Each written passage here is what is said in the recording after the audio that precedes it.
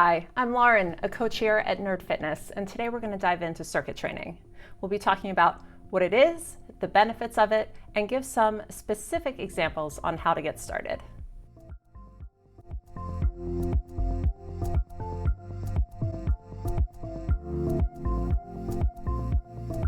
The circuit in circuit training comes from the fact that you do a sequence of exercises back to back.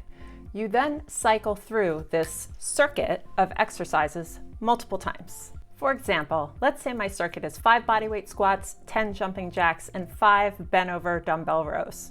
I would complete the squats, the jumping jacks, and then the bent over rows, and then repeat the list of the exercises a few more times. Circuit workouts come in all shapes and sizes, but they'll often have a few things in common.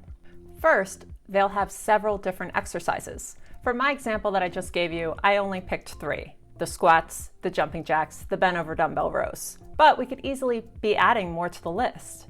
Next, there's generally little to no rest in between the exercises. One of the goals of circuit training is to keep your heart rate up. Ideally, if you're physically able to, you go from one exercise to the next without stopping. Maybe you rest briefly after the whole circuit is complete before starting again. And lastly, as I've mentioned, the circuit has you repeating the exercises. You'll probably run through the circuit of exercises a few times. 3 rounds to 5 rounds of exercises is common, but you could do more or less depending on your experience level. To understand the benefits of circuit training, we need to talk about 2 different ideas: aerobic and anaerobic exercise. Aerobic means needing oxygen. In aerobic exercise, your heart rate increases to pump blood and get oxygen to where your body needs it.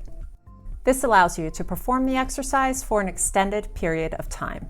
You'll often hear this as cardio. Running, biking, jumping jacks, these are all great examples of aerobic exercise. On the flip side, we have anaerobic exercise. Anaerobic means without oxygen. In anaerobic exercise, the body relies on glucose for power. These exercises will be shorter in length and higher in intensity. Think of challenging bodyweight exercises or heavy weight training exercises as examples of this. The great benefit of circuit training is that you'll be working both aerobic and anaerobic capabilities. Back to our first example, you would work rows and squats, but these are not exercises that you would be able to do indefinitely.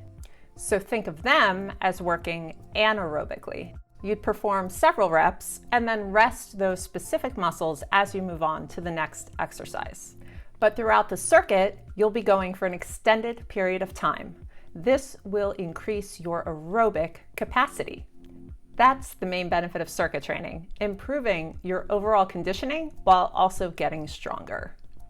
Plus, since you're moving so quickly through the exercises, it often requires a shorter time commitment than other workouts. The great thing here is that you can put all sorts of exercises into a circuit. An easy framework is to think about rotating between upper and lower body exercises throughout the list.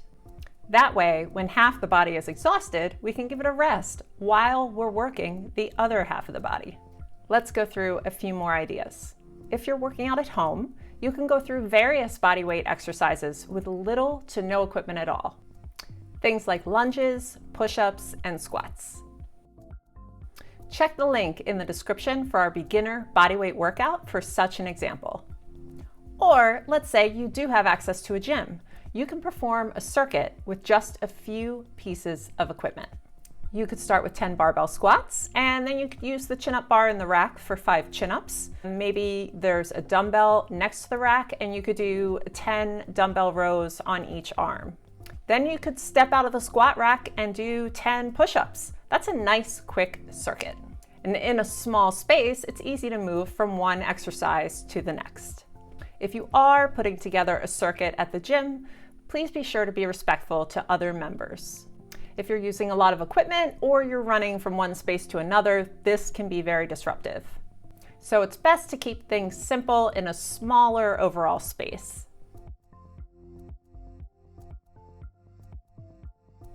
Here's another idea. Do you have a kettlebell or a dumbbell at home? You could use just that one piece of equipment for an overall circuit. You could do 10 goblet squats, 10 overhead presses, 10 swings, and 10 bent over rows. This is a great circuit that rotates between lower and upper body, and it's going to hit all the major muscle groups.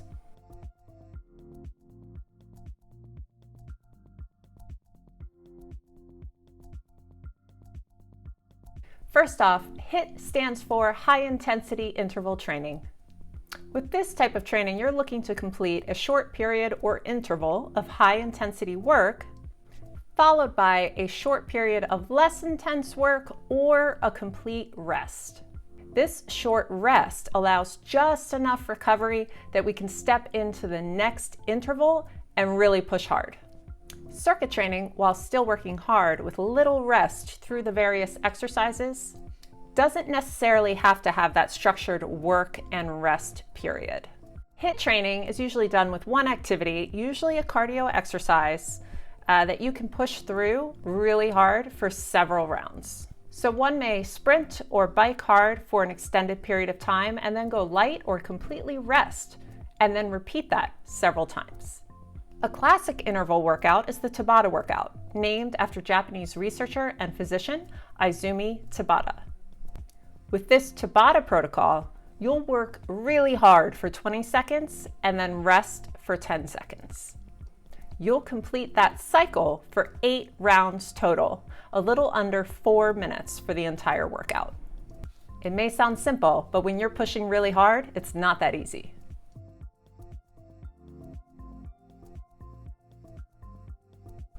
Is circuit training a good way to lose weight? It can be. However, as we say throughout Nerd Fitness, 90% of getting in shape comes down to nutrition. Losing weight often comes about with a combination of exercise and healthy eating. It's hard to do with just exercise alone.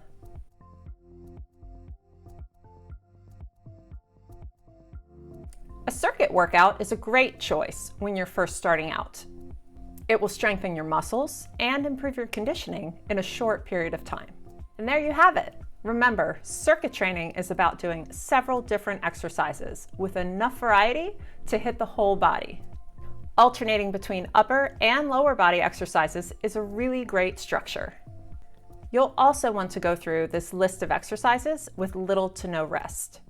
Lastly, you'll repeat this sequence generally around 3 to 5 times.